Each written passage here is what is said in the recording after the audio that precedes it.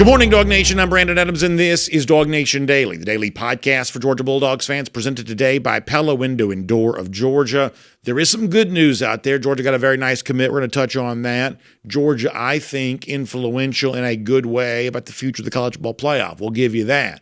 We're also always happy to have Jon Stinchcomb stopping by to see us on a Monday. But admittedly, two pretty disappointing subjects to deal with today. We'll talk some about the Diamond Dogs NCAA regional loss as the host, as the national seed, but not even really getting to a regional final, eliminated after a loss to Duke on Saturday and then Oklahoma State yesterday. We'll get to that. But off the top, one of the most coveted recruits in the class of 2026 has also appearingly been taken off the board as Mark Bowman makes a very surprising sort of out-of-nowhere commitment to USC. All kinds of rumors about what may have led this to occur. We'll talk about kind of what that means for Georgia and where they go next. Interesting times for sure. Let's get ready to get into it. It is DawgNation Daily, the daily podcast for Georgia Bulldogs fans, presented by Pella Window and Door of Georgia, and it begins right now. Today's episode of DawgNation Daily is brought to you by Pella Window and Door of Georgia, viewed to be the best. Presented by DawgNation.com, this is DawgNation Daily, the daily podcast for Georgia Bulldogs fans. Here's your host, Brandon Adams. There is good news, and I promise you we'll get to some of that here today, but admittedly, I think this is also one of those weekends for Georgia that will mostly be remembered for kind of what didn't happen. We'll obviously get later on into the baseball season coming to just a much more premature end than I think anybody would have expected or perhaps hoped. We'll get to that here in a little bit. And I want to begin with the fact that sort of out of nowhere, five-star tight end Mark Bowman over the weekend made a pretty abrupt commitment to USC. And I do think it's telling that when you've been thinking about, okay, well, who would be the main threat? You know, Georgia's been an ever-present factor with Bowman. He's visited Georgia frequently. Obviously, seems like a really good fit for the sort of thing that Georgia has done offensively. I think most Georgia fans were probably thinking, well, if it's not Georgia that wins this recruiting battle, then you got to watch a program like Texas. There has been some chatter about Texas. There was really, up until recently, been almost no chatter at all about USC for Mark Bowman. But sort of out of nowhere, USC comes in. You start seeing those online predictions showing up. USC puts out the video, kind of the Will Ferrell cannonball thing, which also meant to be a little bit of a shot towards Dan Lanning in Oregon, but also a little bit of a signal that they essentially had the deal with Mark Bowman done. And if you talk to people who know somebody who knows somebody who knows somebody, a lot of the rumors, I'm sure you're hearing a lot of this kind of stuff too, depending on where you go, various corners of the internet. This is sort of an eye-popping financial figure, kind of a game-changing level of compensation for Mark Bowman, where, I think that Georgia thought it was going to win this one. I think that Georgia thought it had a very competitive offer in place for Bowman. And then suddenly, boom, out of nowhere, USC sort of completely ups the ante here. And at that point in time, it's not surprising that he's going to USC instead of Georgia. If these rumors that we're hearing are indeed true, we believe they very likely are. And so I think it sort of leaves you with the question of, okay, well, what do you do about this? What happens next? Where do you go from here? I think the one thing I would caution some Georgia fans on, we've gotten very used to, whether it's like, say, Michael Williams or Isaiah, Gibson or guys like that, even a guy that's probably not coming to Georgia like a Xavier Griffin, guys that commit to USC, but the commitment never sticks. I don't think that's what this is. I think this is essentially a situation of, at least based on my understanding of this, when the announcement is made, that means either figuratively or literally the ink is kind of dry, that the Bowman deal is sort of done. They kind of make the Godfather offer to him, and that's where he's going, USC instead of Georgia. Now, in the sort of what happens next conversation, I think there's sort of two twin pillars of thought that go here. We'll get sort of the specific replacement for Bowman in this 2026 class. We'll get to that here in a moment. I think there's also the issue of, okay, well, this is the kind of player that in the past we might would have expected Georgia to win with, and now Georgia's not doing that. And, we talked a lot last week about the future of the college football playoff and the role that the SEC has in this. And there's this really kind of anti-SEC bent with some of the national media right now who are trying to say, in this NIL world that we exist in now, programs are going to buy players. The SEC, programs like Georgia, they aren't going to hoard all the great talent anymore. You just better get used to this as the new normal. So when something like this happens, I'm sure people like that are very, very, I don't want to say that maybe happy, but certainly, their priors are being confirmed here that all of a sudden Georgia's not able to win these sorts of recruiting battles as consistently as maybe they would have done that in the past, especially when some of the NIL stuff that you hear in situations like this, and who knows what's true and who's not, right? Or what's true and what's not.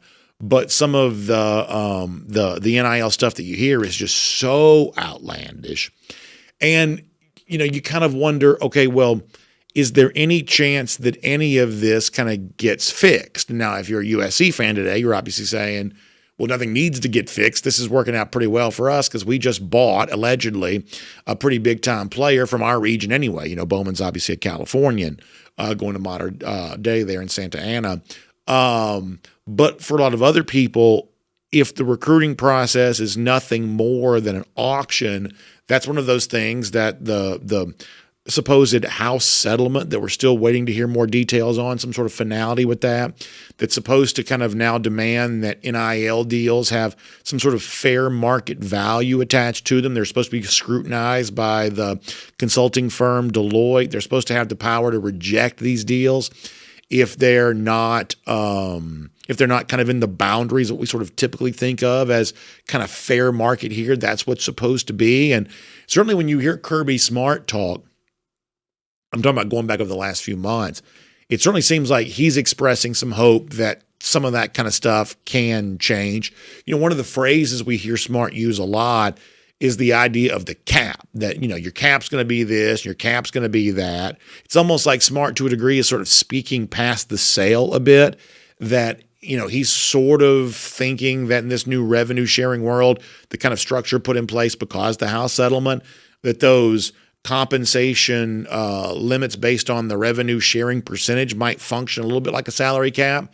If I'm being honest, I've always thought, to a degree, some of that might be somewhat wishful thinking. I've said before many times that I am quite optimistic that there could be some structure put around the transfer portal. And I think when Smart spoke about that last week, he did a really good job of sort of describing what he'd like to see. And I thought that was a pretty good, suggestion for the sport moving forward, that it could be one portal window very early in the calendar year, January perhaps, that could be a reasonable kind of solution to some of the stuff related to the transfer portal.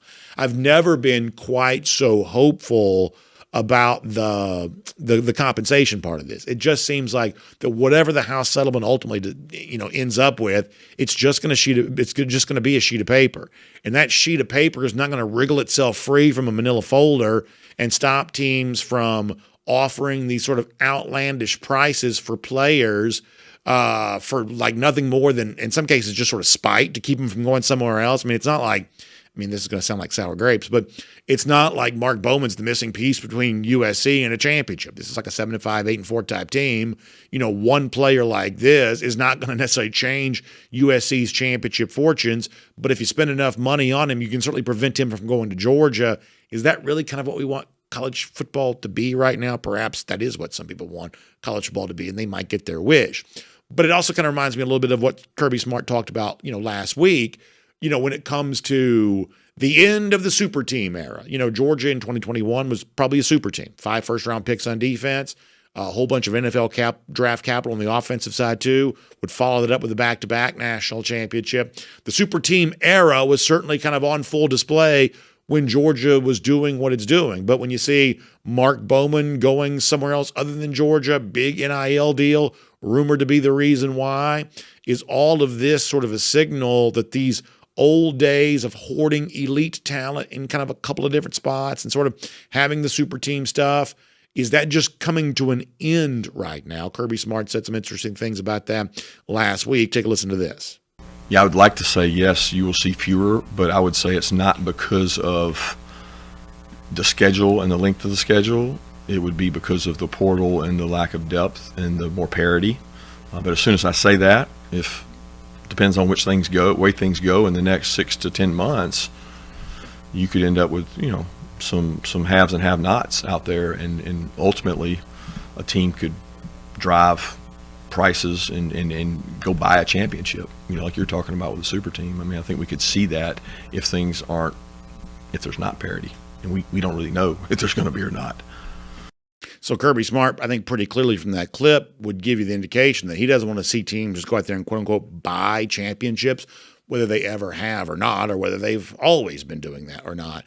Kirby Smart says he doesn't want teams to go out and buy championships.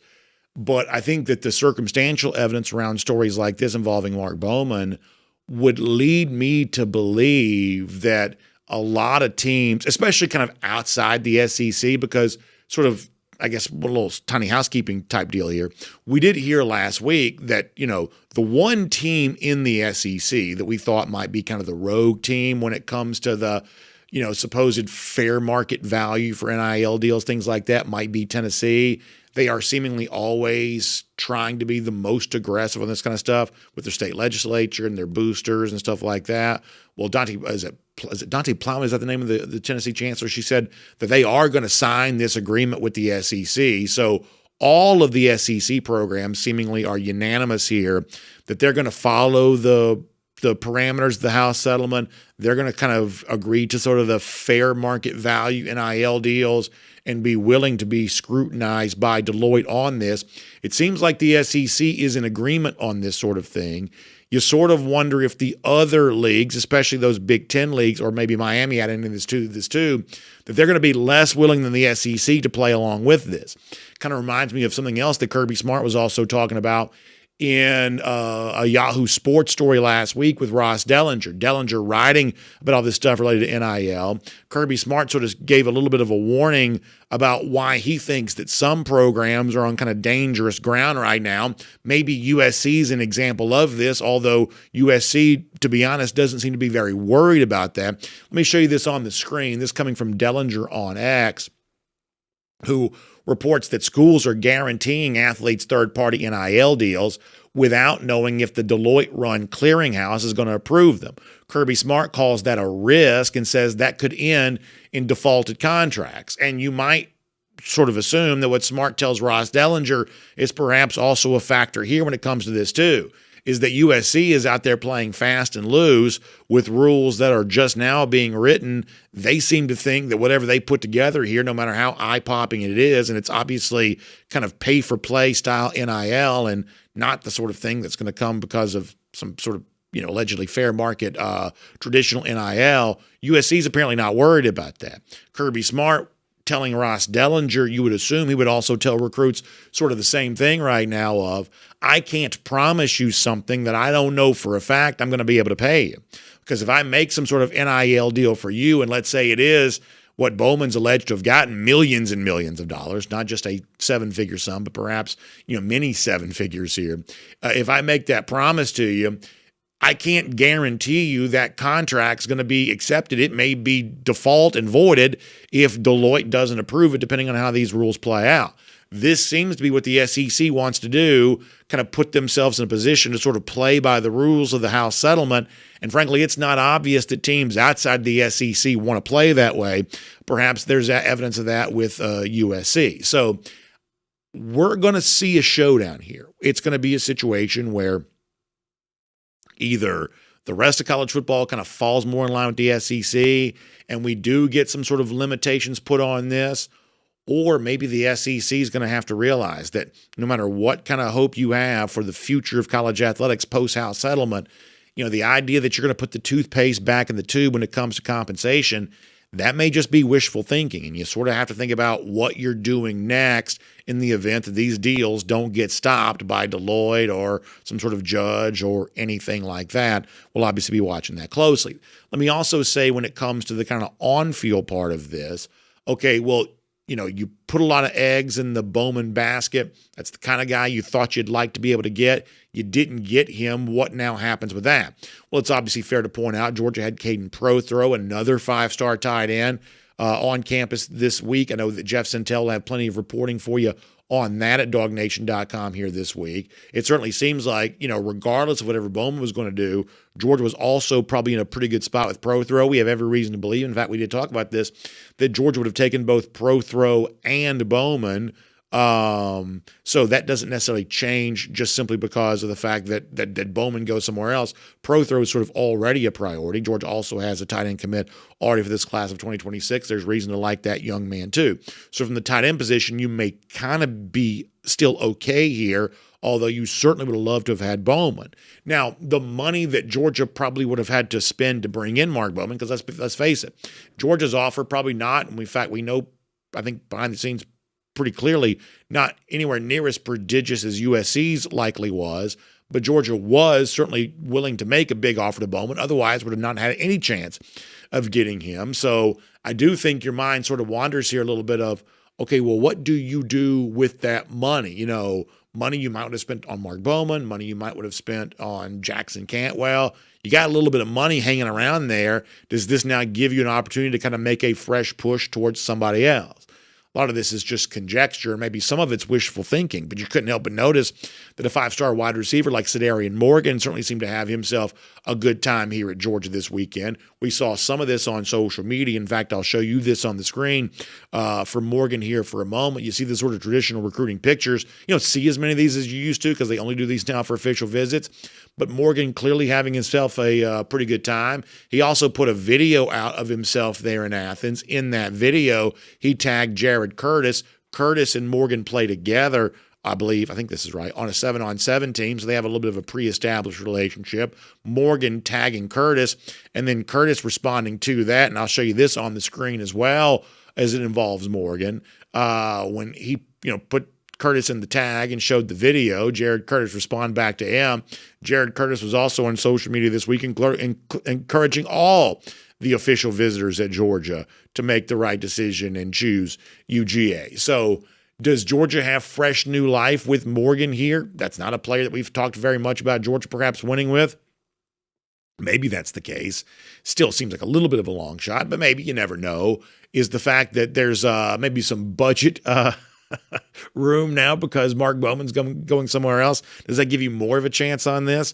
Maybe that's the case too. We'll obviously be watching what Jeff Sentell writes this week very closely. We'll talk to Jeff more later on this week. We'll have Before the Hedges presented by Kroger on Wednesday to talk more about UGA recruiting. We'll try to figure this out. Obviously, the Mark Bowman news is disappointing, but at the same time, there'll still be opportunities for Georgia to pivot, and nobody seems to pivot quite as well as Georgia does. They'll certainly have their chance to do that. Now, don't want to be totally negative about everything because there was also some good recruiting news for Georgia here this weekend too, and I like this a lot. Carter Lucky, the 4-star defensive lineman, kind of a Georgia legacy. He made his commitment to Georgia after taking the official visit. I'll show you the graphic here that our friend Hayes Fawcett from On3 put together on that. Carter is a defensive lineman. His brother Lawson Lucky, of course, a part of that Lucky heritage, the triplets that came through Georgia years ago, and now the Lucky name's still living on at Georgia in a very big way. He says the red and black runs deep. Go Dawgs, 6'5", 275 pounds. Also attends Norcross High School the same way that Lawson Lucky did. And I don't think this is the kind of thing that should be shortchanged at all. I think there is kind of a thought here in the fact that, Lucky doesn't rank as high as some of the recruits we talk about, and because he is the Georgia legacy, I think some people kind of are convinced that recruitments like this are perhaps somewhat easy. I would certainly suggest that Lucky was going to have plenty of options of where he could have gone to school other than Georgia. There were a lot of programs that would certainly love to have had him. So let's not shortchange this. This is really good genes. This is a guy who kind of knows the picture at Georgia because his family's been so involved here. Obviously, Lawson expects to be one of the most important players in the Georgia roster here right now. That's a hard-working football family. You would expect, Carter's going to come in here and also work really hard, have a chance to add weight and become a kind of a formidable presence there on the defensive line.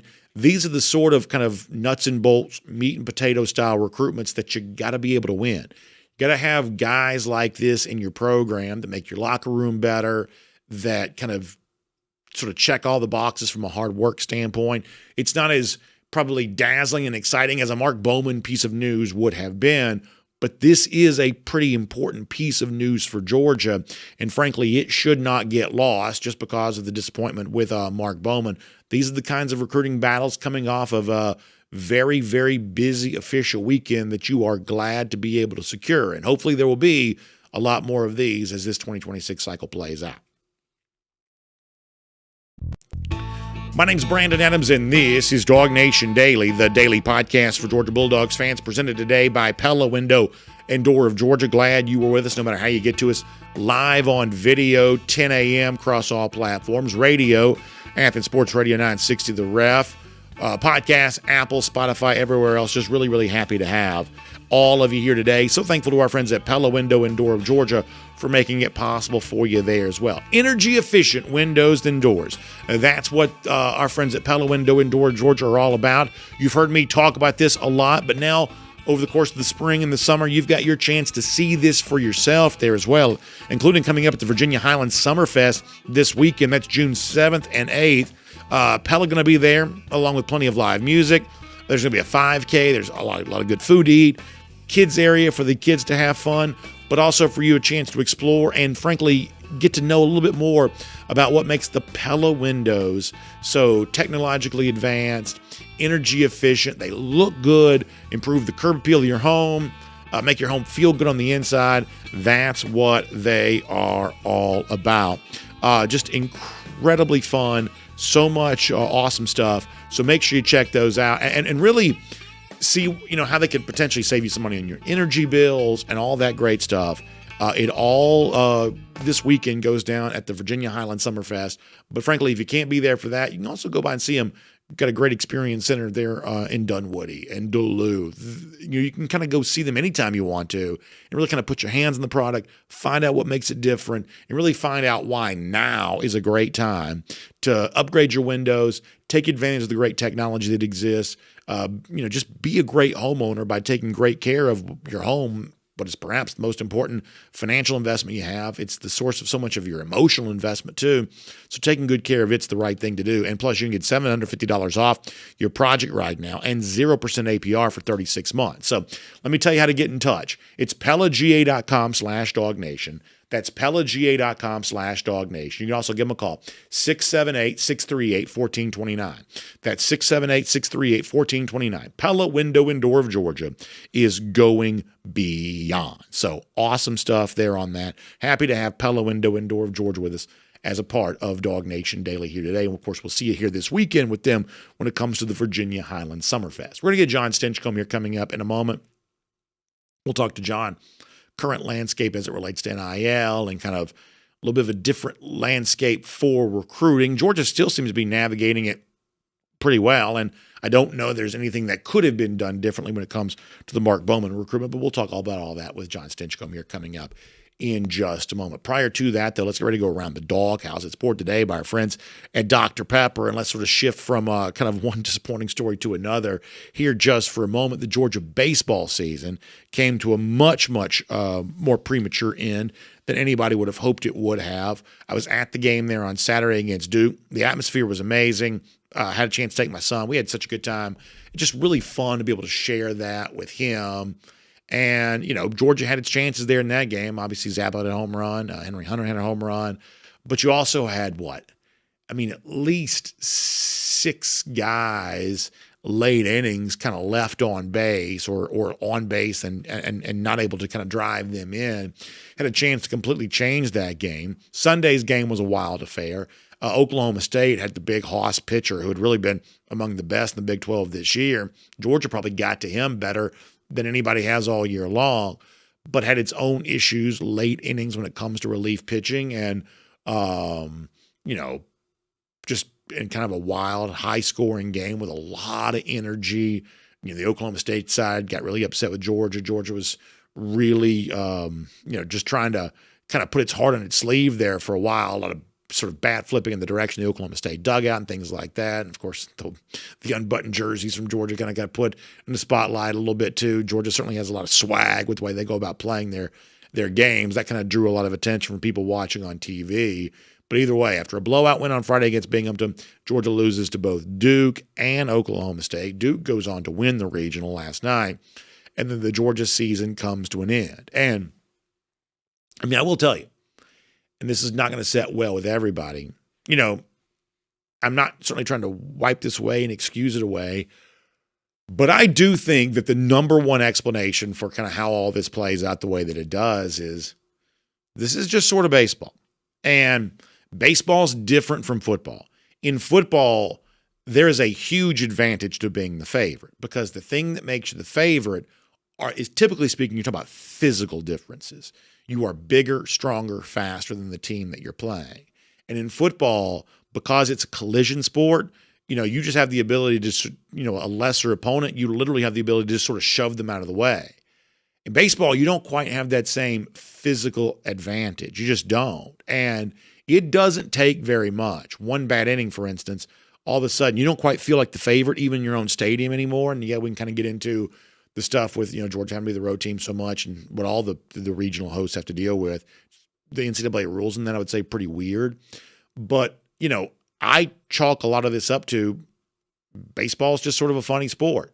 Top two national seeds, Vandy and Texas, they're also going home too. So, you know, Georgia, not the only kind of favored team, host team, nationally seeded team to have a season come to an end. And so the reason why I say that all that is, once again, not to excuse make away for, you know, kind of how it ended for Georgia, but a discussion about, okay, well, where does Georgia go from here? You know, frankly, I don't know that there's some sort of major reinvention required. You know, this was a power hitting Georgia team. I think they lean on a lot of power arms too. And I think there are some people who kind of wonder, well, should Georgia go to like more of a small ball type situation? Should they become a little bit more of a, obviously with Wes Johnson, the pitching grew, a little bit more of a pitching heavy team? You know, is there some sort of, you know, personality that Georgia needs to reinvent itself with in light of the fact that this, you know, team has its season ended disappointingly in the NCAA regional? And I just sort of say, no, I don't think so. I mean, if you put the same team on the field and sort of re-rack this and run it back from the beginning, there's a chance it could be completely different. I mean, the Major League Baseball playoffs are extraordinarily random, and that's a much larger sample size than what the college baseball postseason is. You're just going to have a lot of randomness when it comes to baseball. And frankly, while I don't think you'll call the season a success, if you know, get a national seed and you don't make it even to the regional final, that has not been a successful season. I do think what Georgia did to put itself in contention to compete for a championship this year, that was successful, especially given what they lost a year ago, the historic player like Charlie Condon, to kind of come back and offensively do what they did in the post-Charlie Condon era. I do believe that is commendable. In fact, Wes Johnson did talk some about that after yesterday's game and the season's disappointing end. This was Wes Johnson from yesterday. Yeah, I mean, you know, I think you hammer on all the positives. I mean, we lost 100 home runs on this team. We had 145. Fielded the ball better. Stole more bases. It broke the strikeout record. Lowered our ERA.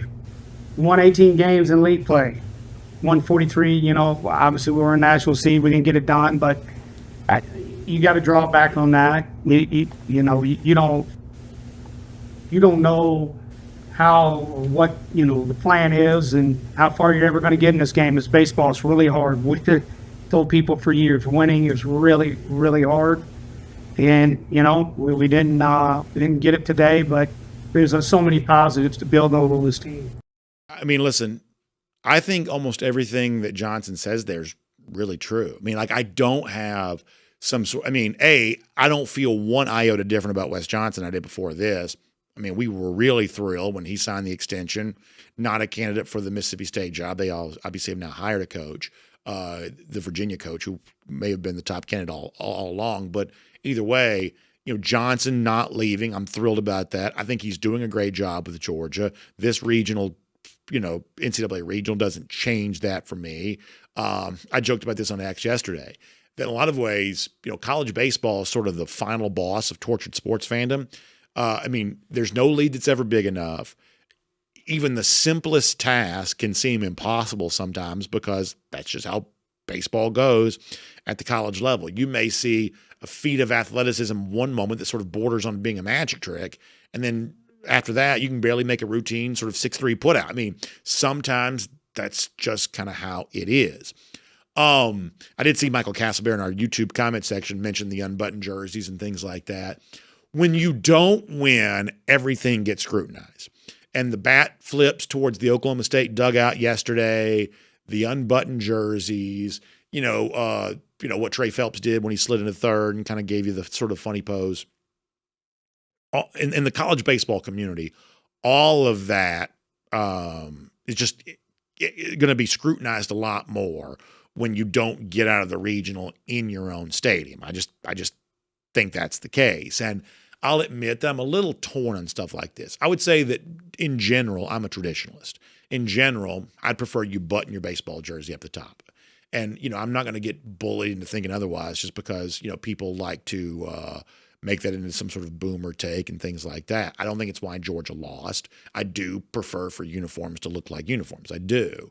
I also said yesterday, I would prefer not flipping bats towards the Oklahoma State dugout. But also yesterday, it's hard to deny that for a Georgia team that was probably feeling pretty tight and pretty anxious, there was not a lot of juice to them, and frankly, not a lot of juice in the ballpark, period, before they started doing that. So if sort of digging deep and finding a little bit of swagger, if that kind of gives you a fresh energy you didn't have, and for a while it seemed like they might, hey, maybe that's fair game then. Maybe you can, maybe you can view that as sort of an acceptable thing if that gives you some new juice. I would say the juice didn't seem to last very long, but maybe that's the situation.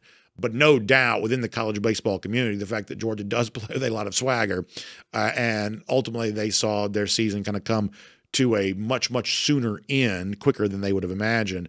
The baseball community is going to certainly notice things like that. And that is Around the Dawghouse. It's poured today by our friends at Dr. Pepper. And, of course, while we're not happy about how the baseball season came to an end for Georgia, we do love Dr. Pepper, and we're glad to have them a part of everything that we're doing around here. They love college sports, and they love their association with us here. So as you're enjoying great things here this summer, I would say the delicious one-of-a-kind flavor of Dr. Pepper is an awesome choice for you on that. Whether it's, I like the Diet Dr. Pepper, that's just sort of my favorite version. But this summer, people are enjoying the Dr. Pepper Blackberry, the Dr. Pepper Blackberry Zero Sugar. Go back, a year or so ago, the introduction of the strawberries and cream. Dr. Pepper's just been really fun with how they've introduced these brand new flavor offerings, and people seem to get a really big kick out of all that. Last year was, I think, the creamy coconut last summer. People were loving that. So have yourself some fun with Dr. Pepper, whether it's one of the traditional flavors, one of the brand new flavors. We would say when it comes to Dr. Pepper and DawgNation Daily and Around the Dawghouse, and of course, all kinds of college athletics, it's a Pepper thing. We love having Dr. Pepper as a part of Around the Dawghouse. All right, we love having you here today too. Now, there is more good news to give you before our show comes to an end. We think that based on some reporting that's out there, Georgia might be pretty influential right now on what I believe is stopping something that would be a change for the worse for college football. What exactly is going on here? We'll tell you about that before we're done here today. But for now, on everything related to a very interesting weekend for Georgia athletics, let's talk about that and more with our guy Jon Stinchcomb here today on DawgNation Daily, presented by Pella Window and Door of Georgia. From Athens and across the SEC or wherever the recruiting trail may lead, here's a DawgNation.com insider. Glad to have Jon Stinchcomb with us here today, who's joining us on assignment, it certainly appears. Jon's always so kind to be with us no matter what. And obviously today, no different there on that. Jon, it looks like we've taken you away from something, but nonetheless, I'm glad to have you spending some time with us here today, even if some of the news is not the exact best here. We certainly appreciate your time and hope you've had a great weekend. Great to have you back with us. Always enjoy joining DawgNation. I am out on assignment. I'm actually in Noonan. We're on our way to the beach, and it was good to be able to take a little quick stop and stretch the legs and talk a little Georgia. So appreciate the opportunity. Well, I'm glad that you're doing that too. Before we get to the football part of this, let's talk about the baseball here for a moment. And I don't know how much you even got a chance to watch that this weekend. I know you're obviously busy. My overall assessment, as I told our audience before, this is just sort of baseball. in football, the biggest, the strongest, the fastest team, they should win. And frankly, they should win, 95% of the time. There's a certain level of certainty you have when you're the better team. It kind of means something in football. Frankly, I don't know how much being the better team really means in baseball. We got Little Rock, I think, playing today against LSU. They were like 100 and something to 1 to be in the spot. And yet that's what they're doing because funny things happen in college baseball. So I am just sick that Georgia didn't advance the Super Regional, that they're not going to get to Omaha. But I can't make some sort of grand statement about it. I like the way that Georgia put its roster together this year. Wouldn't mind them seeing re-rack, something like that for next year. Of course, they got, once again, sort of big guys to replace here. We don't obviously talk a lot about baseball, but I think you'll join me in saying this is a sport that's just a little funnier and a little bit more particular than some of the others where, there's a certain status obtained when you're the favorite. I don't know that you get as much of that in baseball, to be honest with you. Totally agree. And I did spend 4 hours of my life yesterday watching the game from the comfort of my couch, I will say. But, what a great season. And it's just a disappointing end. I'm so encouraged by Coach Johnson, what he's brought to the program, the excitement, the anticipation, and then where the bar is. The standard has been raised. You're able to, you just played a clip from his post-game presser where he's talking about replacing a guy like Charlie Condon. Not easily done. The elevation of the entire program. Now, the ending's not what anyone wanted, but to understand the landscape, to look at the entire scenario and say, I like where Georgia baseball is headed, despite a disappointing end of the season, I think it's an encouraging sign. I think, you look across the landscape and like you say, Texas and Vandy are sitting at home now as well. And two of the very best. There was a point in time where Georgia was the number 1 ranked team in the country and had rattled off so many conference wins. Top 6 of 7 teams that were ranked come from the same SEC. So, it's disappointing. That's how baseball goes. I think for all the Braves fans out there, there have been times where, they came into a postseason where they should have done better than they did. And then there was times where they exceeded expectations. And I think that's the beauty and also curse and challenge of baseball anytime it's postseason play where, you're a couple pitches away or 1 out in Georgia's scenario away from advancing or moving on to that next game, and it just doesn't go your way. So let me ask you one more thing about this. This is a little bit of a touchy subject, but I have very conflicting feelings about some of the stuff that also went on yesterday because I love college baseball. I love it. And one of the things that makes it so much fun for me is the energy that exists in the sport. And some of that energy is obviously provided by a lot of the things that Georgia did yesterday. Christian Adams, Slade Offer, they both hit home runs and flipped their bat really in the direction of the Oklahoma State dugout. I mean, there's just no disputing. They flipped their bat at the dugout. Oklahoma State was beside itself about all of that. I would say that my nature is traditionalist. I don't like that. I even said before, I kind of like buttoning up the full jersey, especially if you're in the midst of losing a game. I do kind of lean in the direction of being a traditionalist, but some of what makes college baseball fun is sort of the non-traditional elements. There is a lot of swagger. There is a lot of I don't want to say taunting necessarily, but teams kind of chirp back and forth at each other. That's one of the things that makes college baseball fun. So if you kind of came in and said, hey, everybody, stop doing all this kind of stuff. Well, some of what makes college baseball fun kind of goes away. But at the same time, this is a Georgia team that, boy, they certainly seemed to, kind of dial up the edginess yesterday and didn't seem to help them in terms of winning the game. What do you make about the fact that, certainly a lot of people have noticed that in losing this game, Georgia certainly seemed to play with a certain level of edginess that not all traditionalists necessarily love. Yeah, if you're going to play that way, you have to be able to take your medicine at the end of it. So you can't be sensitive when you get a little critique at the end of the day and you lose. Now, if you win, they're saying, okay, well, I guess they get away with it. But when you lose, you just have to stand up and own it. I do think it brought energy. I think it came at a time where you're coming off a loss against Duke and Oklahoma State had taken the lead, and they probably needed to energize the program a little bit across the dugout. And it was you're almost touching the bag before the bat gets flipped in the direction of your opponent. Yeah, there's some swagger there. Yeah, it's going to draw some attention. And when you end up on the short end of the stick, you have to be a big boy and take your medicine, because if you're going to play that way, if you're going to be, talk a little trash, and however that presents itself in the game, if you lose, just know that the shots are coming. And I think the team itself is willing to take that. They're willing to have measured that risk of, we need this. It's part of our identity. We like the energy. We like the swagger. It's part of who we are. We're gonna go big or go home. And at the end of the day, they had to go home. And if there's some critique that comes along with it, you just can't clutch your pearls at the end of the day and say, oh, this is unjust, and don't worry about how many buttons I button on my uniform, or whether I'm doing that cute little leg flip on third base. Those are fun, but just know it's coming your way, especially if you lose. No, I think that's exactly right. Let me shift gears to the Mark Bowman story. So the 5-star tight end kind of been compared to Brock Bowers. Now, thankfully, we are mark safe from ever having compared Bowman to Bowers. So there was never a moment on this show we said, this is the next Brock Bowers. We don't think there is a next Brock Bowers. That's how good Brock Bowers was. But at the same time, we also are of the belief that Bowman is maybe about as good as anybody in this 2026 class in terms of a chance of making an immediate impact in college. He's not going to Georgia. He's going to USC. The rumors unconfirmed, but we have a fairly educated guess that they're accurate.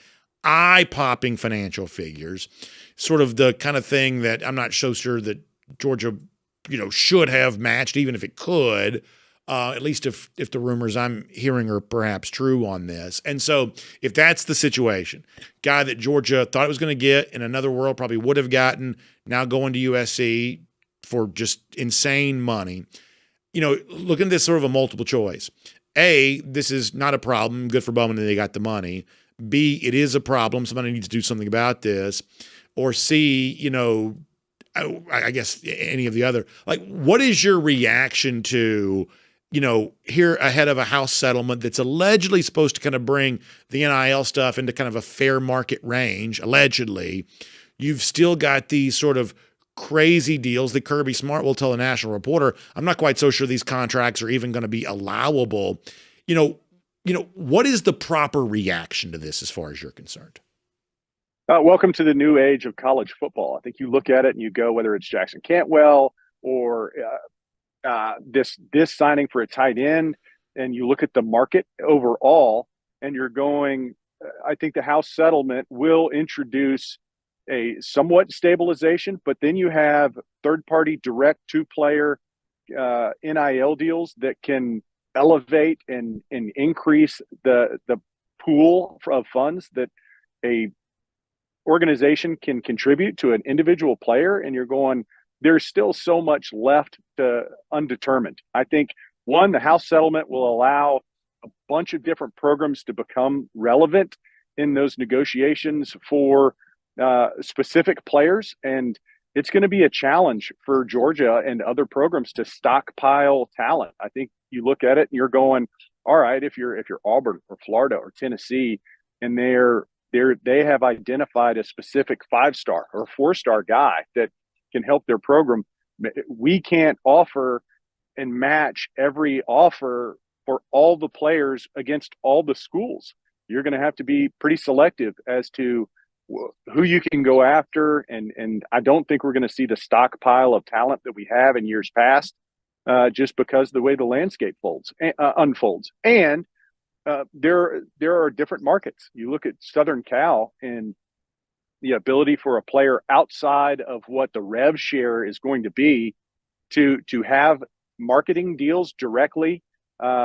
It's going to be better in some of those places, and they still haven't figured all that out. Of course they haven't. The House settlement hasn't even been settled yet or agreed to. So I think it's just it's going to continue to change. It's going to evolve, but Georgia is going to miss on some 5-stars that they want. And there's going to be programs for individual players that can put more resources towards the recruitment of one guy. And I think it's going to become more important for programs, Georgia included, to identify, who are we going to spend this money on, and, how is that going to shake out? Because for everyone, if they're looking at $20 million in their rev share pool, they're going to have to evaluate and evaluate players as to what they can reasonably spend on A, this player, and B, the position. So, I think it's another one of those where Southern Cal can put together a bigger NIL package than Georgia is willing to get to. But does that hurt the overall picture? Obviously, I think any comparison to Brock Bowers is foolish because he is a unicorn and there's not many of them. It's like saying a mobile quarterback is like Lamar Jackson. Nope, those guys don't grow on trees. Yeah. So, could he potentially be a good player? Is it Bowman a guy that can help your program? Sure he can, but at what price? And I think that's what Georgia and every other program is having to be pretty judicious with how they spend their resources. All right, so let me ask you two questions and we'll let you get on to the beach here. The first one is this, is that I am of the belief that you can get some sort of fix for the transfer portal stuff. Like last week, Kirby Smart said he'd like to have one portal window and he'd like for it to be in January. I am of the belief that that's not an unreasonable request and that maybe in the future you could kind of bring an end to some of the portal chaos. I think this, new structure may give you some chance at that. I'm nowhere near as hopeful about the compensation part of this. For instance, if you go back and listen to Kirby over the course of the last few months, he uses the word cap a lot. This is going to be your cap. This is going to be your cap. What you do with your cap. And Kirby's way smarter than I am. I'm not pretending to be on his level when it comes to understanding this kind of stuff. He's in it. Obviously, he's smarter than I am. But I do think, if I'm being honest, the idea of there being a cap, I think, is somewhat wishful thinking. I don't think we're going to put any kind of cap on compensation. I think regular market factors could bring some of this to heel. If you spend money on a guy and he doesn't end up being worth it, that might make you a little less motivated to want to do that in the future. We could see some regular market style constraints on some of this. But the House settlement's just a sheet of paper. It's not going to wriggle free from a manila folder and get rogue programs to stop giving outlandish sums of money far beyond the boundaries of sort of normal, compensation. It's not going to do that if they don't want to. They'll just challenge it in court and we'll do all of this again, I guess, for the rest of our lives. Do you agree, or do you have a different sense that maybe, yes, you can do something about the portal, but if teams like USC want to do this, or if Oregon wants to do this, or if Miami wants to do this, I don't see any way legally right now, unless the actual federal government steps in, I don't see any way legally this gets stopped. Do you agree with that? Well, what I understand it to be is the cap is the shared revenue from the program with the players. And that basically absorbs what the collectives have done across the board. And so that should stabilize, because you're looking at between 16 and 20 million that any athletic department can spend, and then they've allocated it to football. And so there is some stabilization there. What Deloitte is supposed to be able to do is regulate any third market direct to player NIL deals. That's still the wild card here. It's supposed to be fair market value, so you can't increase and inflate the amount you spend on players unless it's a real deal. It's truly fair market deal for a specific player with a company that's not just a friend of the program that wants to see, XYZ university do really well. This is a legitimate, bona fide name, image, and likeness relationship between a player and that third party. Deloitte's supposed to be the gatekeeper there to regulate and make sure that it kind of stabilizes and ensures there is some sort of fair playing field. Is that going to end in a courtroom? Absolutely. There's going to be lawsuits. There's going to be deals where a player says, hey, I will agree with that. A company says, I will pay them that. And Deloitte is the gatekeeper that says, no, that's not a fair market deal based on what we analyze. And then, so what do you do there? And because we haven't even had one situation yet that it's not in place, we don't know what that looks like. We don't know how it gets settled. We don't know, does it play itself out in court? Will there be lawsuits over it? I think the obvious answer is yes, but until it happens, until we get there, it's all speculation. Let me also, I guess, conclude with this. I mentioned this a little earlier that when it comes to the House settlement and agreeing to, submit to the Deloitte scrutiny of these NIL deals, no matter what your state laws might say, the SEC is now in unanimous agreement. We thought for a moment that Tennessee, who has shown a little bit of a willingness to go rogue on certain things, very aggressive NIL boosters, very aggressive state legislatures, they might be maybe a little less willing to want to play along. Well, their chancellor has said that they're going to sign this. So apparently the entire SEC is willing to kind of play by the rules of the House settlement as we've been told they'll be put in place, although we don't have finality on that.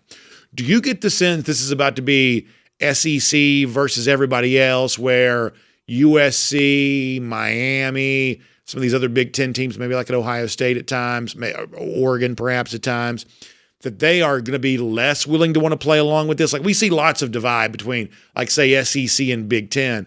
Is this the next one of these, with kind of Miami a part of this too, where the SEC kind of wants to play by these rules and the rest of the country, the most aggressive spending teams, are kind of not wanting to do that? Do you get a sense that might be where some of this is going?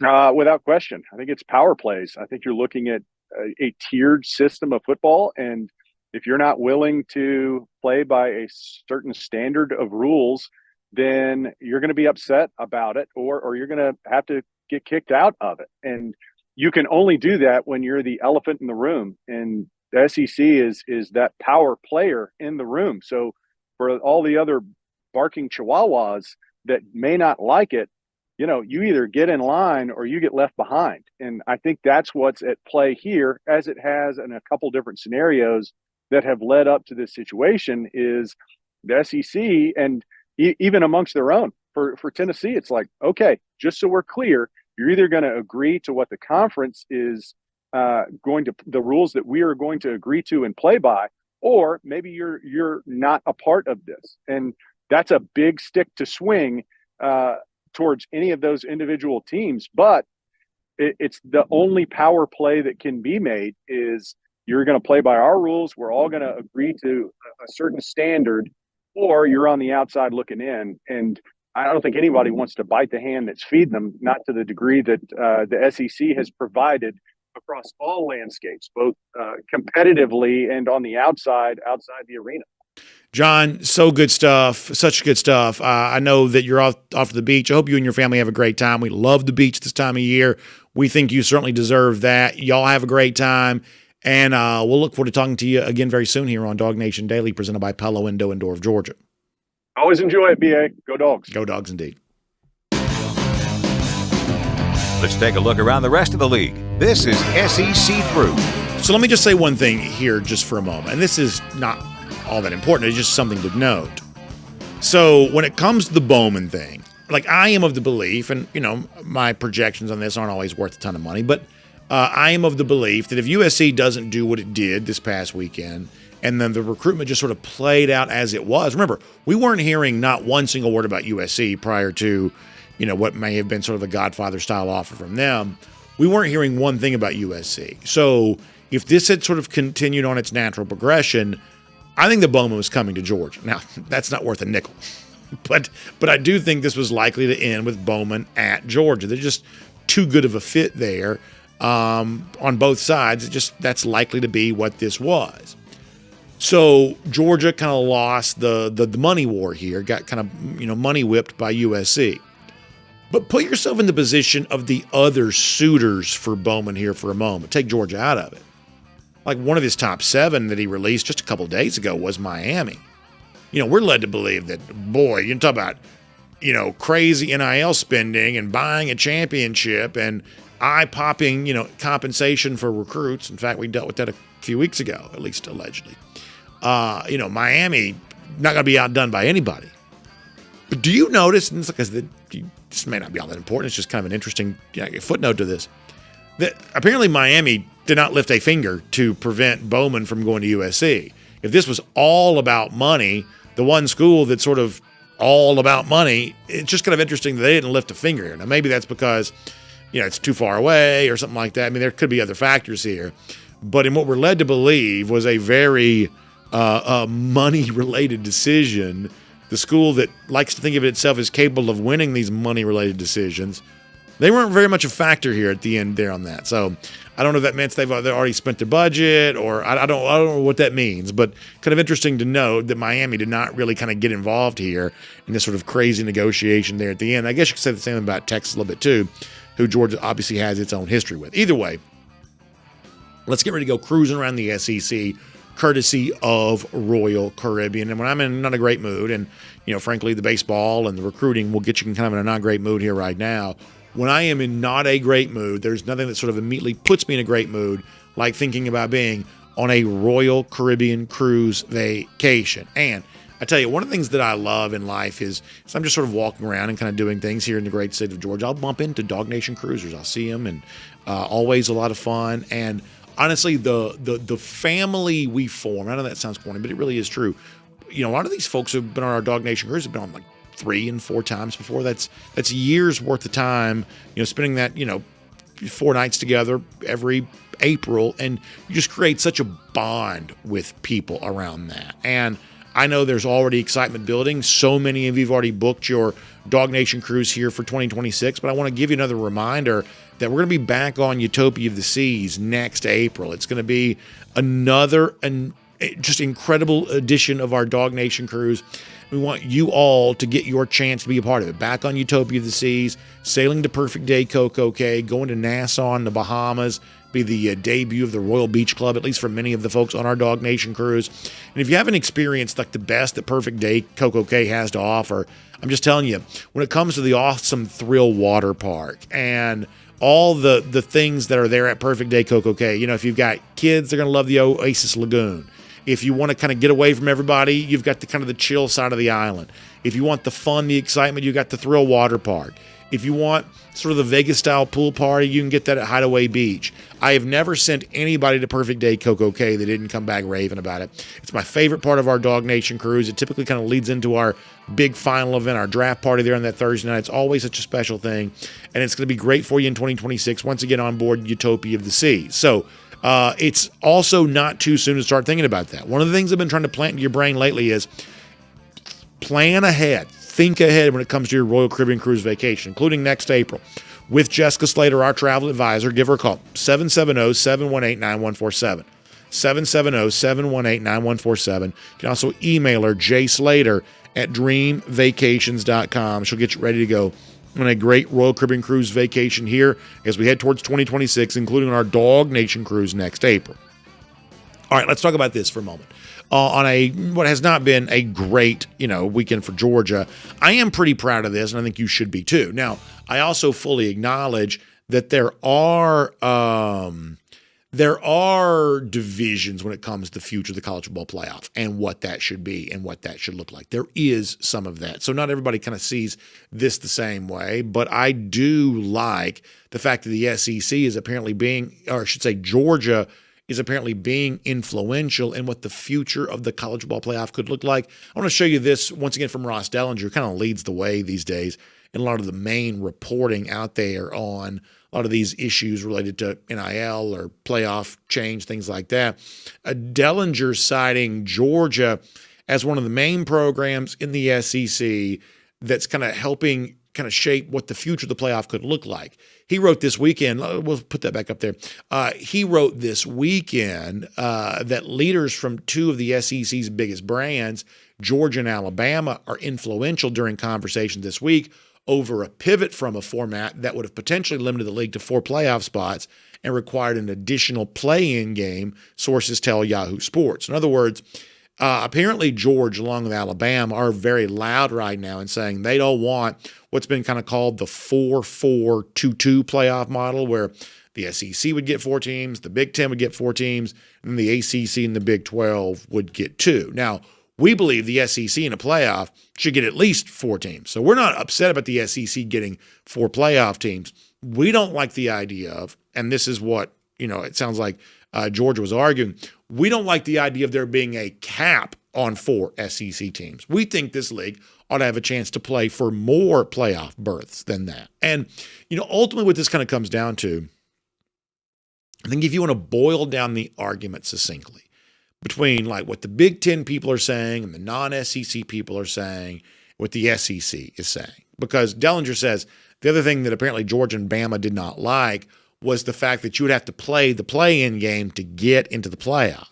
That's an important sticking point. We can take that down. That's an important sticking point that really has a very specific relationship to the SEC in a way that it doesn't have for other leagues. But I think what the argument of the SEC is, and I do believe this is fair, that in order for an SEC team to make the playoff, it has to beat another playoff level team. For instance, Georgia had to beat Texas to make the playoff. If it lost that game, it was probably not going to go. Tennessee made the playoff because it beat Alabama. If Alabama had beaten Tennessee, Alabama would have gone to the playoff and Tennessee would have stayed home. That this makes the SEC different than the other leagues. In the Big Ten, where they got 4 playoff teams, those 4 playoff teams didn't beat other playoff level teams to get in that spot. The teams they beat were like bowl eligible, and in some cases, in the case of like say Illinois, it's kind of top 25 eligible. But Indiana, for instance, their best win was against Michigan. Now Michigan also beat Ohio State. I don't dispute that. But if you look at like the analytics ratings, things like that, FPI, SP plus, Michigan, which sort of counted as the best win for Indiana, is in a pretty similar category to a team like Oklahoma that sort of counts as Alabama's worst loss. That this is just the difference between the SEC and the Big Ten. That the Big Ten playoff teams got there by beating less than playoff level teams, whereas the SEC has this glut in the middle of teams that if they didn't lose the game, that would have been the team in the playoff. They'd be the team with the 10-2 record or the 11-1 record, making it, of course, far different, like, say, the ACC and the Big 12. So what Alabama and Georgia seem to be arguing for here, according to Ross Dellinger, is a format that acknowledges the fact that the SEC is just the deepest conference. And in years when it's at its absolute best, you have a chance to have more than just 4 teams in a future 16-team playoff. Now, as I've told you before, I don't want the regular season to be devalued. I really don't.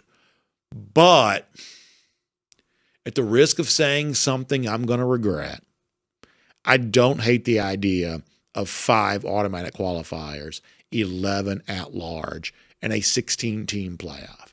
I do think I could have an appetite for that. I really do. I am not one of these people that preferred the old BCS model or, okay, we can have a playoff, but it's got to stay at 4. I was never one of those guys, really. I don't want it to ever expand beyond 16, and maybe it'll do that just as quick as anything. Maybe that's the case. A lot of this stuff in sports just seems to sort of grow and grow and grow. I don't deny that.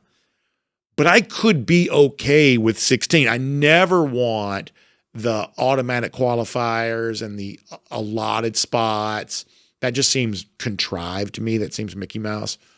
But an all, kind of all in 11 at-large spots, let the best teams win, assuming this is a committee in the future that has some ability to make qualitative assessments, and maybe they don't. Maybe that's how all this comes to an end. And if that's the case, then the SEC should just pull out and not be a part of it. But I could be okay with the 16-team playoff. I think I would be okay with the 5 auto bids for conference champions, the 11 at large, and maybe that's the direction this is all going. All right, speaking of championships, college baseball rolls on now without Georgia. There are 4 games left today that involve SEC teams. Let me just give you a quick update on that. You get Oklahoma and North Carolina. That should be a pretty good one there. You had Murray State in the Oxford Regional, who won the first 2 games, kind of clinched their way into the regional final. Ole Miss beat Tech yesterday, then beat Murray State badly last night, but all that did was kind of earn the right to come back and play today for Ole Miss. So as the regional host, this would have been the regional that Georgia would have been matched up opposite of. It's either going to be a surprising Murray State Racers team or Ole Miss kind of battling back out of the losers bracket to get the spot in the super regionals there. Wake Forest walked off Tennessee last night. That gets them a championship spot today. That game's going to be at 7 o'clock tonight. Tennessee hosting Wake Forest. We do not like Tennessee baseball. There's nothing we'd love. We're kind of pro SEC. But if we could see Tennessee knocked out of the college baseball here, we certainly wouldn't hate that. And I did briefly mention this earlier, just to give you an idea of how surprising baseball can be. You've got a Little Rock team that was like 100 and something to 1 to win the regional, now playing in the regional final against LSU. That's a late one tonight. So you got 4 SEC teams still playing. LSU, Tennessee, Ole Miss hosting. Oklahoma's in Chapel Hill. And a lot of spots still left to be punched for that super regional as it relates to the SEC. By the way, speaking of ACC, we'll give you this note, and I think this is pretty significant. Jay Batt, and it's still weird that his first name is just a letter. It's not Jay, it's just J. J. period. I always feel like that's not acceptable to me. I feel like you have to have a name. You can't just have a letter. I don't know. But his name is Jay Batt, and he's the Tech athletic director. And in all honesty, and I'm being serious here, he's been a pretty influential figure for Georgia Tech. I think that Tech has had not exactly the most distinguished list of athletic directors over the years, if I'm being honest. But Batt came to Tech from Alabama, and he brought a lot of fundraising prowess. And there's been kind of a renewed energy around Georgia Tech a little bit the last couple of years. I think some people credit that with Brent Key, the football coach, and he probably deserves some of that credit. But honestly, I think a lot of this actually goes towards Batt, who has probably kind of found a little bit of a fundraising edge that nobody else at Tech has had probably ever, or at least not since I've can remember. But it looks like, and I believe it's expected to become official here very, very soon, if not already, that Batt is leaving. It is now official. So Batt is leaving Georgia Tech to go take the job at Michigan State. This is interesting, I would say, from a couple of different vantage points. Reason number one, that because of the money that exists in leagues like the SEC and Big Ten, if they want to take your athletic director, they're just going to do it. More often than not, that's just going to happen. Michigan State does not feel like a destination necessarily. East Lansing, not exactly the French Riviera, but they do have a big alumni base. They have rich donors. It is a much more attractive job for the thing that matters more than anything else. There's a lot more money at Michigan State than there is at Georgia Tech. And so it is not a hard decision for a guy like Batt to say, if I can go to a place where, as a good fundraiser, it's just easier to raise funds, of course, that's what he's going to do. I do think this leaves Tech in an interesting spot. As I said before, Brent Key, I think, has gotten a lot of the credit for kind of a renewed energy around Georgia Tech that I think may actually more belong to Batt than anything else, especially when it comes to some of the NIL stuff. So structurally, this is a pretty big blow. Now, it's also the kind of thing that if Tech has any level of self-awareness, they would have been somewhat ready for, because they had to know if you've got a good AD, you're not going to keep him. So perhaps they've already got a response in the ready for this. But a guy that's not super famous, but did seem to make a positive impact on Georgia Tech, is now going to Michigan State, the sort of migration that reflects the current moment that we're in when it comes to college athletics. And we will make that cruising around the SEC, courtesy of Royal Caribbean. And as we get ready to wrap up here today, I want to give you a golden shoe. Now, we got to dig deep for this a little bit. And honestly, there is a line of thought that we shouldn't be making fun of any college baseball team, given the fact that Georgia had its season not exactly have the most glorious finish. Totally acknowledge all of that. At the same time, we're still going to reserve the right to have a little bit of fun. So yesterday, there was a big dust-up in Conway, South Carolina, involving Florida baseball coach Kevin O'Sullivan and Coastal Carolina, the host for that regional. And then the Chanticleers do win the regional, move on to the Supers. But there was a game time change for the lousy stinking Gators. O'Sullivan apparently really showed himself. In fact, I've seen video of this. Very, very big argument about that. And last night, after Coastal won the game, Kevin Schnall, I believe his name is, the Coastal Carolina coach, called out the Florida coach. You ever call out a lousy stinking Gator for anything, that's sort of an automatic golden shoe for this. Let me show you just quickly here the Coastal Carolina baseball coach ripping into Florida's baseball coach, Kevin O'Sullivan. Take a look at this. This is a national champion coach who thinks he can come in here and try to bully people around. Disappointed. Disappointed, somebody that a lot of coaches look up to. For him to act that way, really disappointed. He disrespected a Hall of Fame coach who's the site rep here. So let's. First of all, have you ever been doing any kind of baseball tournament with your kids? You sort of know like the controversy that goes on with site reps and weather and things like that related to baseball. Like this is the kind of thing that sort of a lot of people have some experience with. But I do acknowledge there's a little bit of a glass houses situation. We don't need to be making fun of other baseball teams right now. I do totally get that. But I can't help but like the fact that Coastal Carolina's baseball coach won the regional and then spent his post-game press conference talking about what a bad guy the Florida baseball coach was. There's a certain part of that we're not going to apologize for enjoying, so we'll give him a golden shoe for that. Lousy, stinking Gators. Their baseball season not much better than Georgia's. Football's going to be even worse. How about 1,668 days? That's how long it's been since Florida's beaten Georgia. That is our Gator Hater Updater. We hope all of you have a great day. We'll see you back here tomorrow. DawgNation Daily, presented by Pella Window and Door of Georgia. And on video, time now for the R.S. Andrews Cool Down. R.S. Andrews, when you turn to for your air conditioning, heating, plumbing, and electric needs. They show up on time. They do the work that's promised. The price is promised. You can trust them on all of that today. All right, let's get ready to take your comments here. We're going to find out what's going on. We are probably not going to go super long on this today, to be honest with you. Let's see what's happening here at YouTube for a moment. Let's see what else. There's a lot of Yankees, Red Sox talking here. Kind of interesting. Chef Jay Bowen apparently saw the Florida Coastal Carolina dust up. Yeah. So I don't even 100% know what it was, but I think it was related to weather and the Florida game time switch. Like I saw the video of the Florida coach and he was just like ripping into, the coastal officials, just ripping into them. I mean, first of all, these SEC teams do not like going to these, like sort of basically like mid-major host sites. We saw Southern Miss got to host one, Coastal got to host one. Like you'll see mid-major teams, they get to host every now and then. And the SEC teams, as you're probably not surprised, do not love going to places like that. Let us see what else. Chris Jacobs says, how long until we see the NFL start to suffer from recruits coming out less developed as a result of NIL? Because it isn't a factor of if, but when it will happen. And so I've been kind of thinking about some version of this, Chris. And let me tell you what I believe. And just give me a second to kind of go off on this for a second, because I think about this sort of thing a lot. When I watch the NFL draft, I get very upset because the NFL draft makes a big deal about where all of these guys go to college.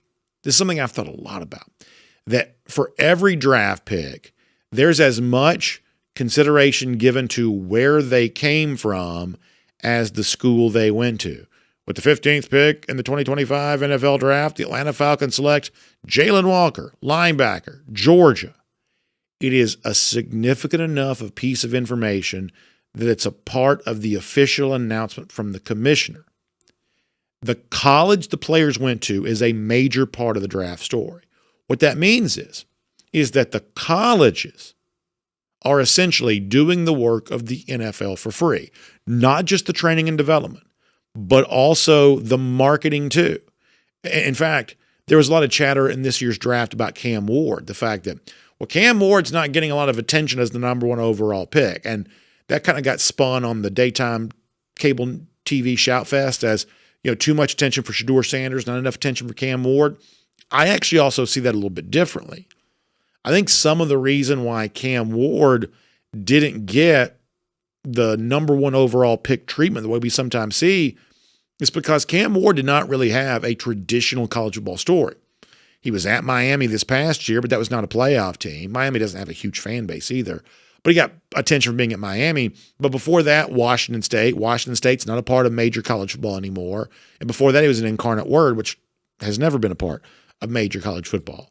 that Cam Ward is not the typical college football story, and so therefore, as the number 1 overall pick, he doesn't get the typical number 1 overall pick treatment because he didn't have the ready-made branding that oftentimes comes with a guy who's been a big star in college football.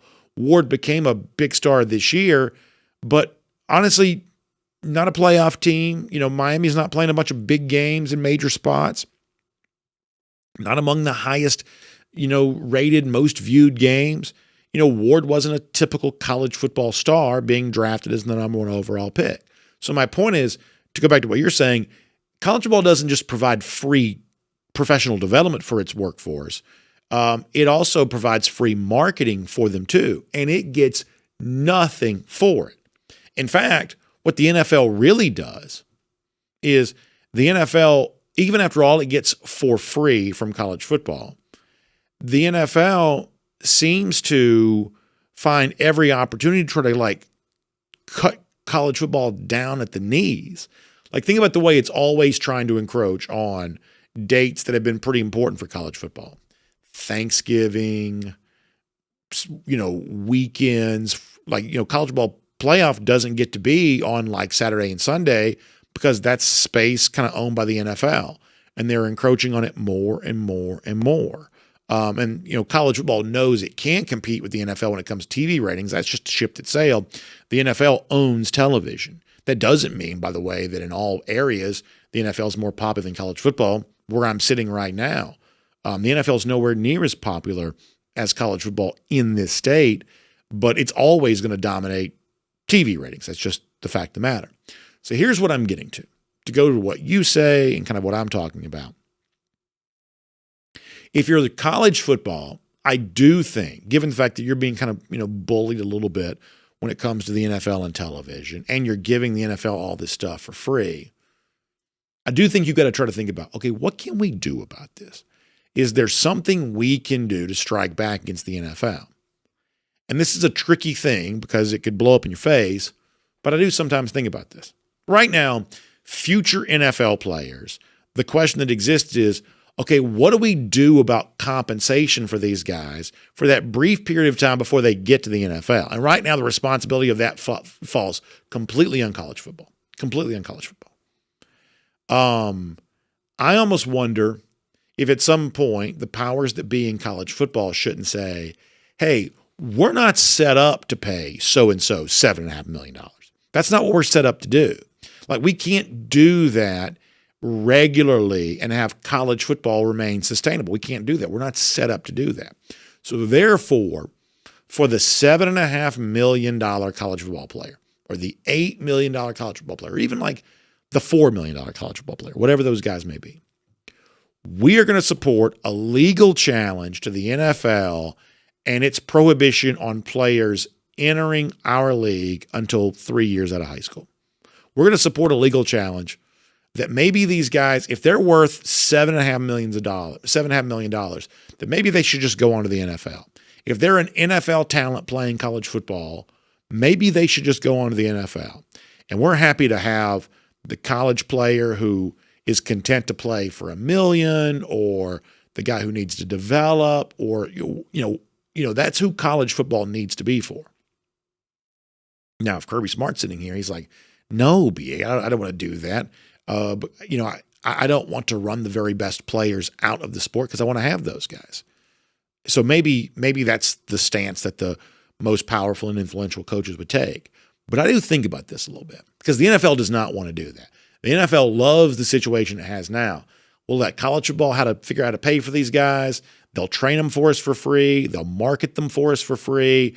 And then we'll have a big show on draft night. We'll put them in our league when they're 3 years older. And it's a little bit easier to evaluate who really is good from those who just might only, seems like they might be good. We'll have 3 more years of data on these players. It makes our draft decisions a little bit easier. The NFL loves the setup it currently has. If college football wanted to fight back against the NFL's constant encroachment onto its turf, and frankly, just sort of lack of gratitude for what college football does for the NFL, this might be the way to do it. I really do think so. I really do think so.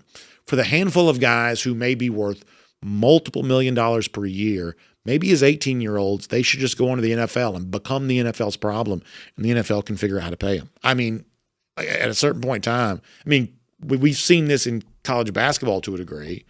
The talent level in the sport went down, but college basketball didn't disappear as an entity.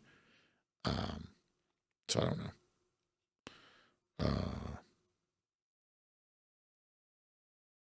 Let's see what's going on. Paul Moon says, I enjoy watching the NFL, but I'm just not really invested at all. I like watching football. I can never be an Atlanta Falcon, but I am a Georgia Bulldog. Yeah, Paul, I think that's probably right. I have a lot more of an emotional connection to Georgia than I ever could possibly have to an NFL team. When I do watch the NFL, one of the things I can't help but notice is how crisp the game looks. I mean, there's no doubt it's a higher level of play than college football. There's no doubt. But and I think that baseball sort of shows us this, that a lot of what we like about college sports is the fact that it's not super crisp sometimes. Like, it may be the most amazing feat of athleticism you've ever seen, or it might be a blunder the likes of which you didn't even know was possible. Like, literally anything can happen. In NFL games, for the most part, the same thing always happens, right? It's like 90% of the plays are a short completion to a wide receiver who makes the first man miss, and then he picks up 8 yards. Like, that's what like 90% of the NFL is. You know, a well-designed, easy passing route where an athlete kind of makes something happen before the second guy comes over and makes the tackle. That's just what like 90% of the NFL is. College football is all manner of wildness, and I like that better. I like that better. Dean Ellie mentioning Tay Crowder. Yeah, so I didn't know what the exact deal was, but I saw social media blowing up on this, that Tay Crowder in the UFL yesterday had an unbelievable game. Unbelievable game.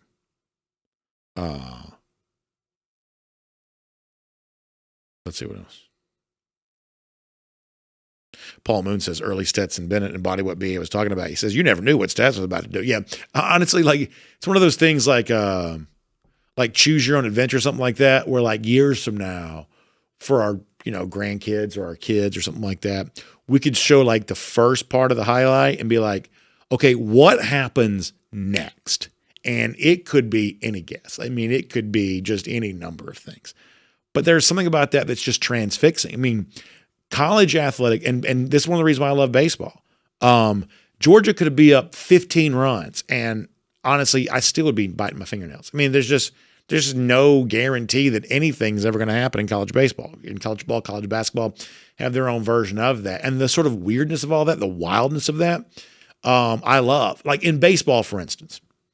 So because of the big bats they have to swing now, you do see a lot more bunting in college baseball than you used to. I'd say you see less now that the analytics have kind of taken shape, but you still see some bunting in college baseball. You do see some. So runner on first, bunt the ball down the third base line, try to get the runner over. Third baseman fields it. He could either make the most amazing play ever, he might, but he also could very easily just throw it into the stands. That happens too. Like, you just never know. You just never know. You never know.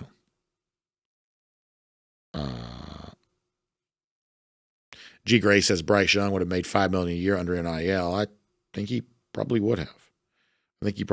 Now, Saban said he was making at least $1 million at Alabama, but Saban sort of also said whatever he wanted to kind of fit the purpose of whatever he was trying to say at the given time.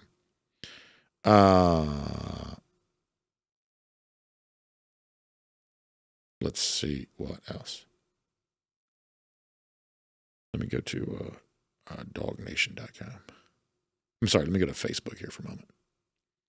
We'll see how people are doing there.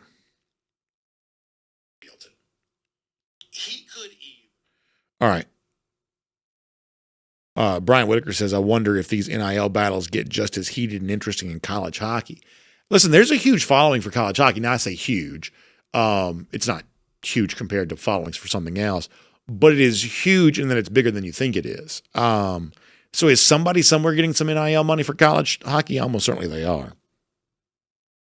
I mean, up north, it's a pretty big deal. Big Ten teams, Notre Dame's got a hockey team, Notre Dame plays in the Big Ten for hockey. I mean, the Frozen Four is a pretty big deal. And by pretty big deal, I mean bigger than you probably realize.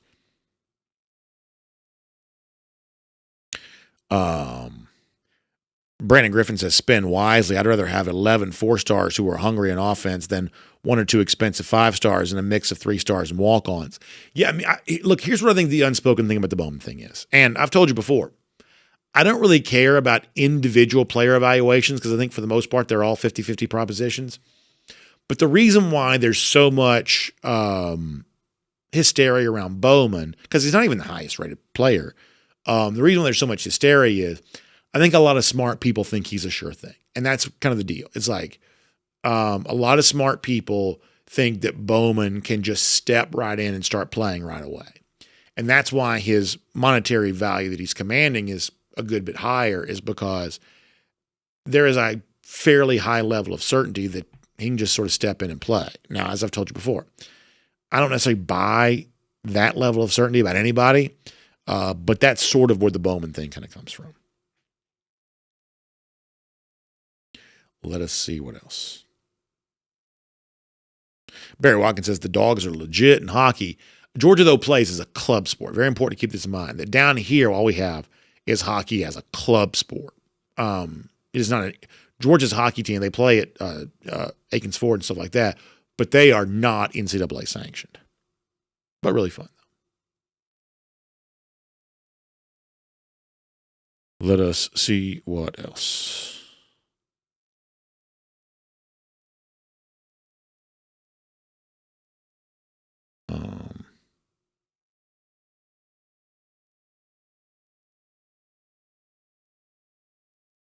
Ken Holcomb says the NFL Falcons will never be as powerful as college football in Georgia.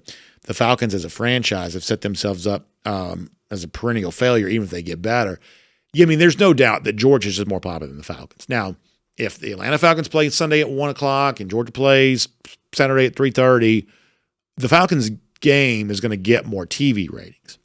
But the one thing that you sort of tell by that is that TV ratings are not the end-all, be-all for popularity. Part of the reason why the NFL dominates on TV is because the NFL's always been on network television, and it's owned the same time slots before I was born. I mean, the NFL has been on Sundays at 1 and 4 since way before I was born, since before most of you were born. They've owned that same time slot. Sunday's a huge TV day. People are at home. They own that time slot. You know, now they also do a good job of sort of cultivating their product for television. I don't dispute that. But some of the success is related to a TV-friendly product in a very friendly time slot that has existed for as long as anybody can remember. That's that. If you start getting into like social media engagements and other things, I would say the NFL's popularity does not look quite so dominant. It just doesn't. But clearly they own TV. That's why if you're college football and you ever want to fight, because the NFL is just going to keep trying to like box you in. At some point in time, college football has got to try to figure a way to fight back. And it can't fight back on the NFL's turf. Like there's nothing that college football can do to the NFL from a TV rating standpoint. You can't do that. You got to figure out how to fight them some other way. And that's why I think even if it hurts college football a little bit, it would hurt the NFL worse to challenge the prohibition on 18-year-olds coming to the NFL. It's been challenged before, by the way. It's been challenged. I mean, so it's not unheard of. And that's what, and goodness knows, I don't want to speak too much about this, but this is one of the reasons why I always think it's funny that very radical interpretations of labor law always get a fair hearing in college football, but somehow get brushed off when it comes to the NFL. And I know they've got the antitrust exemption. That's part of the reason why I want antitrust exemption for college football too.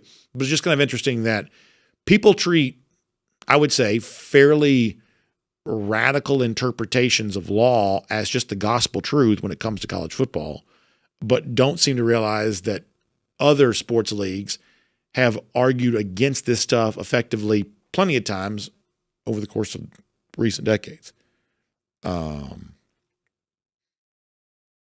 Philip Jordan Wells quoting Grandpa Simpson. Back in my day, Sunday was for God, breakfast, and Johnny Unitas. Yeah, that's about right. That's about right. I do have, so like I'm not a big NFL fan. In fact, when I was a kid, there used to have blackout rule.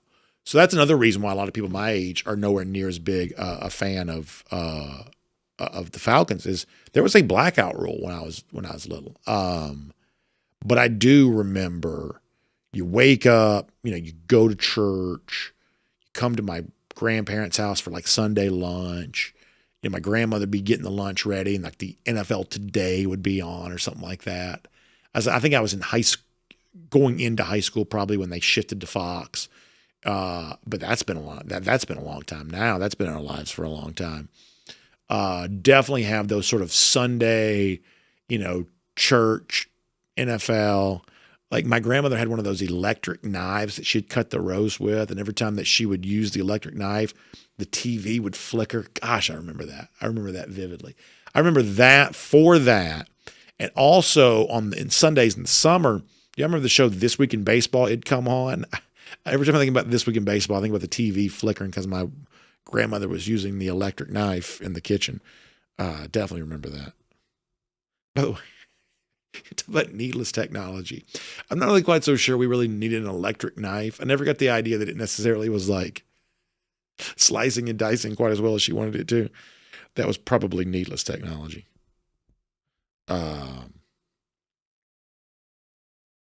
Henry Dion says, a lot of baseball talk today. It's not my favorite. And I do realize that. It's one of the reasons why, and after this weekend, you don't have to worry about that anymore, at least for a good long while. But B, just notice this. I would say that baseball was kind of like the most immediate emotional topic today, but we still didn't start with it. We didn't do the majority of the show about it. I mean, we're not idiots around here. I was at the game on Saturday. My son and I, we were living and dying with every pitch, but that's my pastime. My job is not to come in here and talk about what I'm thinking about. My job is to come in here and talk about what y'all are thinking about. So we do a bunch of recruiting off the top, do a little bit of baseball, and then we do football the rest of the way with a little tiny baseball just kind of sprinkled in after that. Like even on a day like this, we're not idiots. It's not a hobby. We're gonna play the hits. But at the same time, there are people who do want to hear some about it, so I do want to try to serve them too. So we try to create a ratio of content to serve that.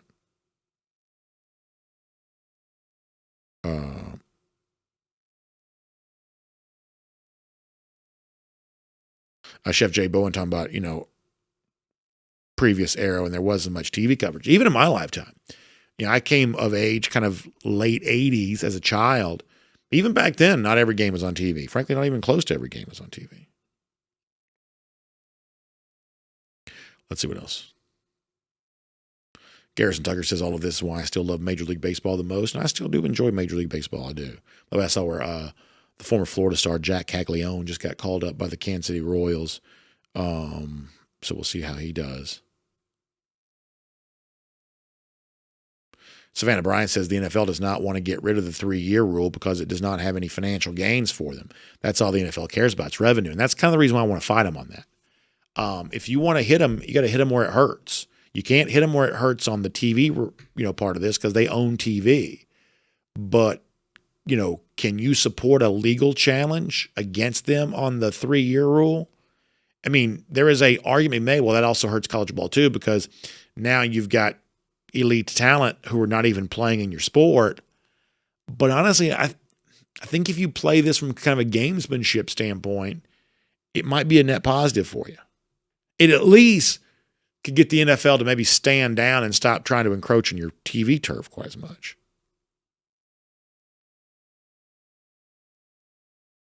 Let's see what else.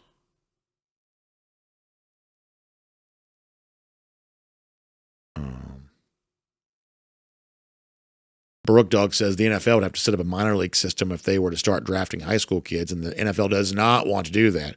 College football is their minor league. They want to keep it like that. Yeah, they get all that for free. Because here's the deal. Like minor league sports are just kind of going away. Like the other night, you think about this. Like Ronald Acuna played a rehab game. He played it in Gwinnett, right? Didn't he play a game in Gwinnett? And I'm guessing, I mean, maybe I'm wrong about this, but it didn't get a lot of fanfare. I'm guessing it wasn't really sold out. I mean, and I'm mocking the minor league teams here. Minor league baseball is just a really tough business. It's a really tough business. For instance, I just mentioned, Jack Caglione. Like Caglione is a big star. This is going to be one of those rookie debuts. It's going to get massive attention. The Red Sox debuted a major rookie against the Braves. When these prospects make their debut, it's a huge deal. Like there's a whole economy built around whether it be rookie cards or bettors or just like baseball nerd types. There's a huge economy around rookie debuts. But nobody's going to watch these guys play minor league baseball. It's totally disconnected. The major prospect is playing in like Des Moines, Iowa, and nobody's going. Nobody's going. Minor league sports are so just unfeasible. It's just not a feasible thing. So to the people who want to turn college football into like minor league football, like a true professional minor league, have some degree of self-awareness. Look around. No one is making any money off minor league sports anywhere. Minor league sports is getting smaller, if not on the verge of going away. Yeah, and our guy Jay Black, average attendance for the Gwinnett Stripers is 3,200. And I want to see all 3,200 of them too, by the way. And I'm not making fun. I'm not mocking. I'm really not. And I'd love to, that's a cool ballpark. I've been to some of the state baseball playoff games there before. It's a great place to watch a baseball game. And I'd love nothing more. When I was a kid, we used to travel around, go to see some minor league games sometimes. We were going on trips or something like that. If there's a minor league team close by, we'd go see them play. I've always loved baseball. Always loved baseball. I'm not making fun of the minor league teams. I'm not mocking them. It is not big business. It's just not. It's just not big business. Nobody cares about the crazy uniforms and the, Lehigh Valley Iron Pig, the sort of stupid names. Nobody cares about any of that. There is not one thing they can do to get any notice or any attention whatsoever. People are not open to buy minor league sports. They're just not. It is invisible. Savannah Bryant says, did you see the Rockies set a major league record last night? First team to have 50 losses without having 10 wins. They are 9-50. Okay, I have a lot to say about this. And I'm going to make Henry mad because I'm going to talk more about baseball. I think it's really bad that we just had the worst team ever, and now we have a completely different team that might even be worse.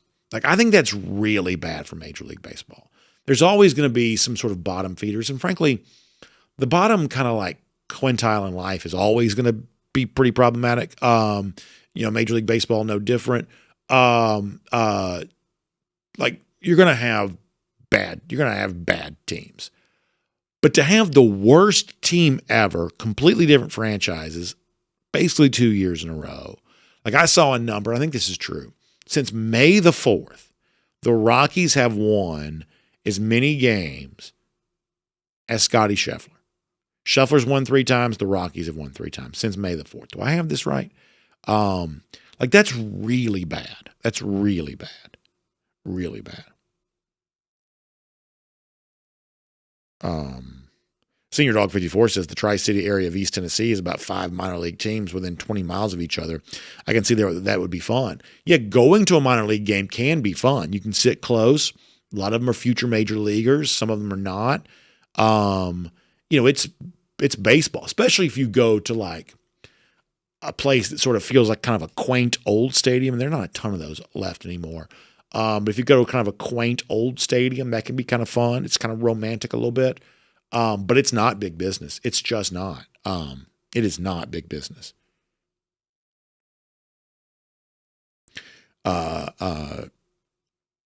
Johnny Prescott says, is Chattanooga still a Braves of Philly? I don't think so. But we do have a small tie to that Chattanooga team. I wonder if everybody knows what it is. Let us see what else. Spencer Clark says the Savannah Bananas. Now, that's a completely different thing. The Bananas are a phenomenon.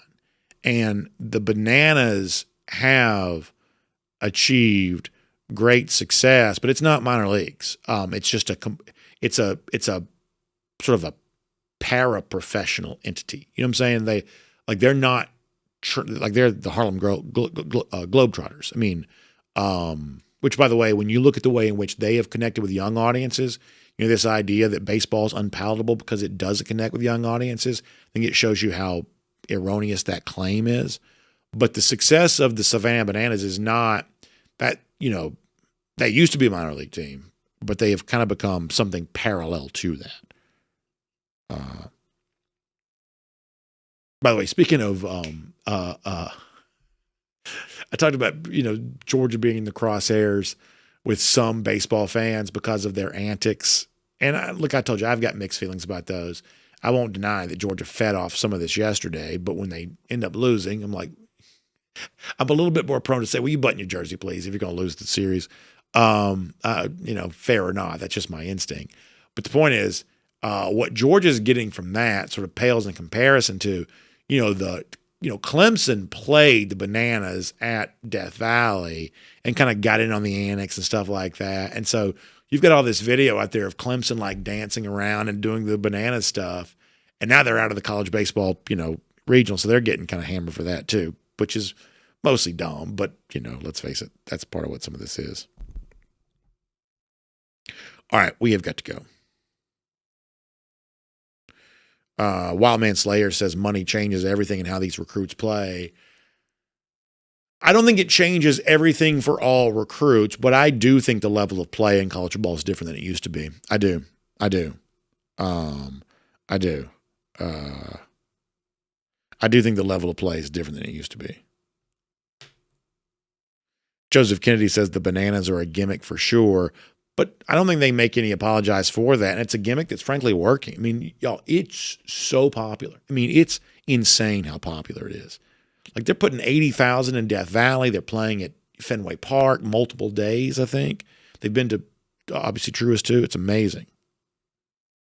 Senior Dog 54 remembers the Globetrotters on ABC's Wide World of Sports. Yeah, I would say that era just before me, because I'm not really I know what Wild World of Sports is, the thrill of victory and the agony of defeat.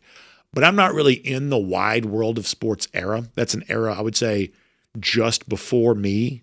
There was Wide World of Sports when I was around, but it was not that big of a thing by then. It just wasn't. But it was huge for the people who are like not quite even a full generation, but like 1 decade older than me. I would say Wide World of Sports was a much bigger deal, and the Globetrotters were a big deal on that. Like my first encounter with the Globetrotters was they would have a crossover with like the Scooby-Doo show, with which used to come on TV. That was my first, like the Scooby-Doo reruns in the afternoons. That'd be on, and the Globetrotters were on there. But in my lifetime, like the famous ones like Curly Neal and Meadowlark Lemon, things like that, I don't even think they were playing by the time I came around. I just knew who they were because they'd been on Scooby-Doo. But I don't think they were playing when I came around. And there is still a Globetrotters now, right? I'm assuming they still do the same shtick. Savannah Bryan says the Bananas, and by the way, the username checks out here. The Bananas have more social media followers than all of Major League teams combined. Yeah, I mean, Major League Baseball. Now, I'm not saying Major League Baseball should do banana-style annex. I'm not saying that.